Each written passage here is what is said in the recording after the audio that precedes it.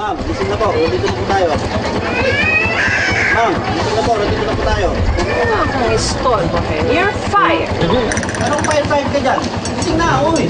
Miss!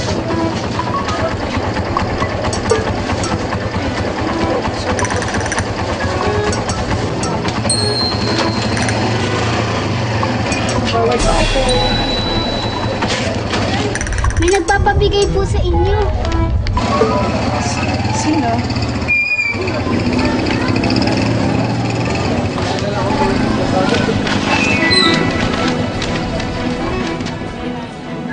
Nanay, congratulations!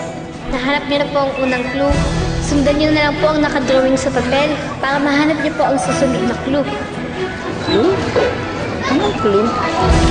Nay, gusto po namin paalam sa inyo na mahal namin kayo. At maswerte po kami na nagkaroon kami ng nanay na katulad niyo. Kahit mahirap lang po tayo, naranasan po namin na maging mayaman. At ito po ang kayamanan na matatagpuan sa pamilya.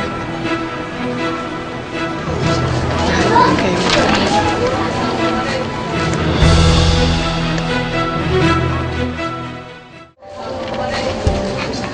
Mrs., parang sa'yo to.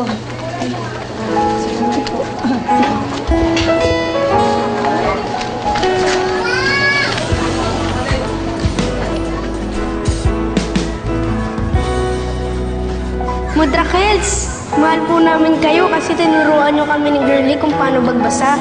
Higit sa lahat, dahil sa inyo, marami rin kaming natutunan sa buhay. Para sa susunod na clue, sundan nyo lang po ang directions dito.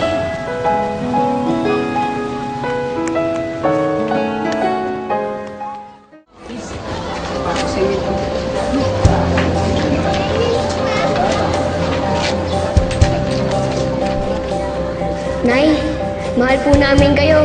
Kasi kahit sa panahong gipit na tayo at hirap na, parating pa rin po kayo nandyan. At kayo po ang nagturo sa akin kung paano magpakatatag sa kabila ng takot. Kaya naman.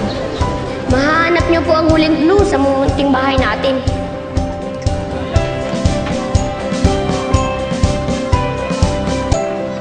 Happy Mother's Day,